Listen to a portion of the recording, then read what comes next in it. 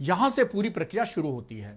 सबसे पहला कदम क्या करना है उस पॉजिटिव रोगी को, कि उसको आइसोलेशन में रखना है।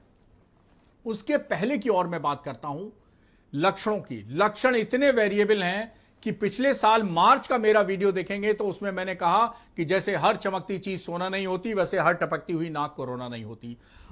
इस बार की मार्च से मैंने कहना शुरू किया जैसे हर चमकती हुई चीज सोना होती है, हर चमकती हुई चीज सोना, जैसे चमकती हुआ सोना होता है, वैसे हर लक्षण कोरोना होता है। तो मैंने बदल दिया है 1 साल के बाद डालो। आज की तारीख में every fever should be considered as COVID until proved otherwise. आप कहते नहीं वो साहब टाइफाइड आ गया, ये आ गया, कुछ नहीं। टाइफाइड पॉजिटिव आ गया उसके बाद भी आप कोविड टेस्ट कराइए। मलेरिया पॉजिटिव आ गया उसके बाद भी कोविड टेस्ट कराइए। निमोनिया कुछ भी पॉजिटिव आ गया फीवर का, तब भी आप कोरोना टेस्ट कराइए। और वेरिएबल लक्षण इतने हैं कि सिर से लेकर पैर तक कोई भी लक्षण कोरोना का हो सकता है। कोरोना सिर्फ सर दर्द करके प्रेजेंट कर सकता है, कोरोना सिर्फ छींके करके प्रेजेंट कर सकता है, कोरोना सिर्फ आंखों में खुजली करके प्रेजेंट कर सकता है, कोरोना सिर्फ गले में खराश करके प्रेजेंट कर सकता है, कोरोना किसी भी लक्षण से प्रेजेंट कर सकता है। इसलिए अगर कोई असामान्य लक्षण दिखे तो पहला काम क्या करना है, न डॉक्टर सूर्यकांत को फोन करना है, न ब्रजेश मिश्रा जी को करना है, न हीरो वाजपेयी जी को करना है, न दीपक मिश्रा जी या किसी और को करना है। सबसे पहले कोरोना टेस्ट कराना है। अब आपने कहा कि कोरोना टेस्ट नहीं हो पा रहा है, तब क्या करें जी। तो मान लीजिए कि उसी समय कि टेस्ट हमने नहीं करा पाया लेकिन है इनको कोरोना ही जी, लक्षण है मान लीजिए। हाँ, तो आप क्या करें? आप मान लीजिए आपने रिपोर्ट दे दी, अब आप इंतजार कर रहे हैं। दीपक जी मैं फोन सुन के परेशान हो गया हूं कि साहब मेरी रिपोर्ट गई है, मरीज का 90 नीचे से ऑक्सीजन, मुझे क्या करना है? ना पॉजिटिव वाला अस्पताल ले रहा है, ना निगेटिव वाला अस्पताल ले रहा। पॉजिटिव वाला इसलिए नहीं ले रहा कि रिपोर्ट कहां है पॉजिटिव, निगेटिव वाला इसलिए नहीं ले रहा, नहीं एक्सरे में तो पॉजिटिव दिख रहा है। अब बताइए बेचारा वो कहां जाए, ऑक्सीजन उसका 90 के नीचे जा रहा है। तो बड़ी समस्या है ये जीवन के सामने। तो आप ये ध्यान रखिए कि उसका ट्रीटमेंट जो मेरा प्रोटोकॉल है, ब्रजेश जी ट्वीट करने वाले हैं, आपको बताने वाले हैं, सब कुछ है, लेकिन 2 ड्रग उसमें मेन है, विटामिन बी, सी, डी और जिंक के अलावा और स्टीम इनहेलेशन के अलावा। वो क्या है 2 ड्रग? एक आइवरमेक्टिन है जिसको मैंने बता दिया, और दूसरा डॉक्सीसाइक्लिन है जो 100 मिलीग्राम का कैप्सूल एक सुबह शाम, और आइवरमेक्टिन 12 मिलीग्राम रोज रात को खाना खाने के 2 घंटे बाद। ये पूरे 5 दिन लेना है। आइवरमेक्टिन एक बार लेना है या 2 बार लेना है? उत्तर प्रदेश सरकार के जियो में, जो जियो मैंने ही बनाने में भूमिका अदा की थी, उसमें 3 दिन लिखा हुआ है, पर आप 5 लें। लेकिन जियो वो 9 महीने पुराना हो चुका है। मैं अपना व्यक्तिगत प्रोटोकॉल मॉडिफाई कर चुका हूं। अब उसको 5 दिन लेना है, एक बार। ठीक है। दूसरी बात, आइसोलेशन करके उसको कर दीजिए। और तीसरी और बात, अगर फीवर आ रहा है तो नजर केवल पल्स और ऑक्सीजन पे रखिए। टेम्परेचर, पल्स और ऑक्सीजन, बस 3 चीजें आपको देखनी है। पल्स कितनी होनी चाहिए?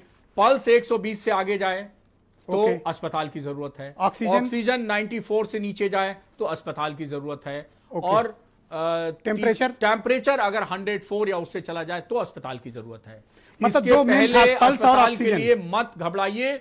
इसके पहले अस्पताल के मत घबराइए, इसी ट्रीटमेंट को चलते रहिए और इस 99% लोग इसी प्रोटोकॉल से ठीक हो जाएंगे। ये मेरा दावा है, ये मेरा वादा है। आप करके तो देखिए। कुछ लोगों को थोड़ा बहुत संक्रमण उनके फेफड़े में है, सीटी से निकल रहा है। हाँ, तो उसको किस तरह से हैंडल किया जाए? देखिए बिल्कुल उसमें घबराने की जरूरत नहीं है। मेरे पास अभी ऐसे तमाम लोग भर्ती हैं जिनकी 3 बार रिपोर्ट निगेटिव आ गई है, लेकिन सीटी स्कैन में देखता हूं और मैं कहता हूं ये सीटी स्कैन में कोरोना के अलावा कुछ हो ही नहीं सकता, क्या करें? तो उनका ट्रीटमेंट कोरोना के आधार पर ही चलाया जाता है। अब इंटरनेशनल बॉडी ने भी रिकमेंडेशन कर दिया है कि पीसीआर टेस्ट है लेकिन सीटी स्कैन पॉजिटिव है आपके अनुसार, तो उसको कोरोना ही मानिए। लेकिन ये चीज डॉक्टरों को प्रशिक्षित करने की जरूरत है, फैलाने की जरूरत है। ये भाई अब हम ये ट्रीटमेंट जो आपने दवाएं अभी गिनाई हैं, मैं अगर और कुछ कितने दिन चल सकता है? जी मैं बिल्कुल, ये कितने दिन, 7 दिन, 10 दिन, कितने दिन? नहीं, ये ट्रीटमेंट 5 दिन चलता है और 5 दिन के बाद भी अगर फीवर परसिस्ट करता है तो आप डॉक्टर की सलाह ले सकते हैं। इसमें 90% से ज्यादा का फीवर, ऑक्सीजन सैचुरेशन, ये सब 5 दिन के अंदर ठीक हो जाएगा। केवल वही परेशानी, कुछ लोग कंप्लेन कर रहे हैं, अभी फेसबुक पे आ रहा है कि फीवर उनको हो गए, 6वां दिन है, फीवर आ रहा है जी, और जब दवा लेते हैं, डोलो ले लेते हैं तो ठीक हो जाता है। हाँ, डोलो ले सकते हैं आप पैरास्टामोल जो है 500 mg, और जिनका वजन 60 किलो से ज्यादा है वो 650 मिलीग्राम ले सकते हैं दिन में। 1 बार नहीं, 2 बार नहीं, 3 बार नहीं, 4 बार नहीं, 5 बार। जो 60 प्लस है वो 650 mg की, जी, जो 60 प्लस है वो 650 mg की ले लें, और जो 60 किलो से नीचे ज्यादा है वो 500 mg की पैरास्टामोल ले लें। ओके जी, ऑलराइट। और कोई प्रिकॉशन आपको? और रेगुलर सीटी स्कैन भी कराएं? हाँ, सीटी अगर 94 सीटी से कितने दिन में अगर कोई रिजल्ट आ गया तो से कितने नीचे दिन में? सैचुरेशन जाता है तो सीटी स्कैन कराने की जरूरत पड़ती है। और सीटी स्कैन में एक सीटी स्कोर होता है जिसमें 25 में से नंबर दिए जाते हैं, वो डॉक्टर कैलकुलेट करके कितने पे बताता को है। डेंजरस मानते हैं? 18 के ऊपर है तो हम लोग कहते हैं कि नहीं ये थोड़ा सीवियर है, उनको 18 से भर्ती होना नीचे- चाहिए, लेकिन 25 में 18 तब मानेंगे देखिए आप भर्ती सीवियर? भर्ती 3 ही मुद्दे हैं। सीटी में 19 आ गया मान लीजिए, और लेकिन फीवर नहीं है या 100 के करीब है और ऑक्सीजन सैचुरेशन जो है वो 94 से ऊपर बना हुआ है और पल्स जो है वो 100 से नीचे बनी हुई है, 120 से, तो भर्ती होने की जरूरत नहीं है। ओके। और भर्ती के लिए वही 3 क्राइटेरिया हैं जो मैंने बताया।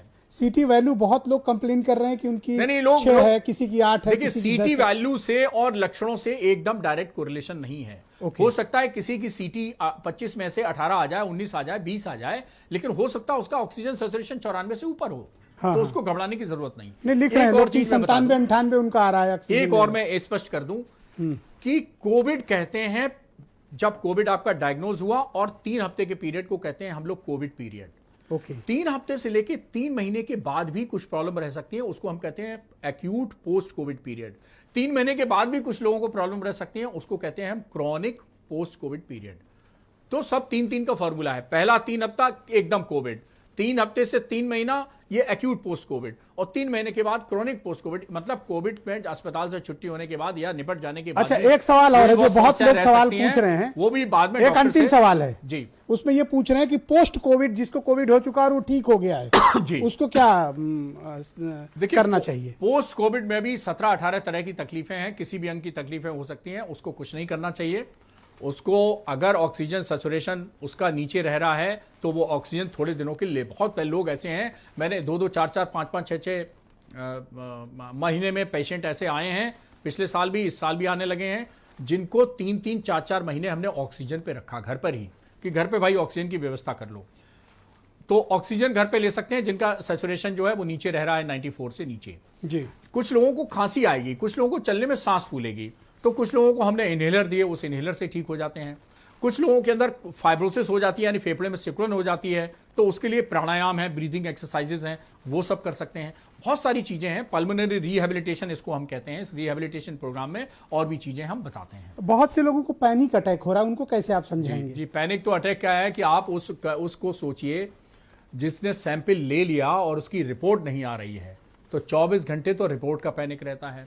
फिर रिपोर्ट वो आ गई, पॉजिटिव आ गई, तो फिर अब ये बुखार कब जाएगा, ऑक्सीजन कब गिर जाएगा। जी। मतलब एक मेडिकल रिप्रेजेंटेटिव मुझे याद है कि परसों रोने लगा, सर मैं क्या करूं, घर कहीं भर्ती नहीं मिल रहा, मेरा पापा का ऑक्सीजन 80 चला गया। तो मैंने कहा आप निश्चिंत रहो, मैंने उसको, जो आईसीयू में मैं ट्रीटमेंट करता हूं, मैंने कहा घर में ऑक्सीजन लगाओ, ये इंजेक्शन बाजार से लाओ, और तुम तो मेडिकल रिप्रेजेंटेटिव हो, घर में ही लगा दो। बोले सर ये तो आईसीयू में चलते हैं। मैंने कहा तेरा घर आईसीयू हो, क्या अंतर है भाई, अब तेरे पिताजी मरने की नौबत पे आ गए, घर में ही आईसीयू ट्रीटमेंट मैंने शुरू कर दिया उसको। और अब किंग जॉर्ज मेडिकल यूनिवर्सिटी होते हुए भी मैं उसको ये एक्सेप्ट करता हूं कि मैं 2 दिन बाद उसको एडमिशन करा पाया। बहुत बहुत शुक्रिया। उम्मीद करता हूं कि आप सबको, ओंकारनाथ जी, ये सब मशविरा बहुत पसंद आया।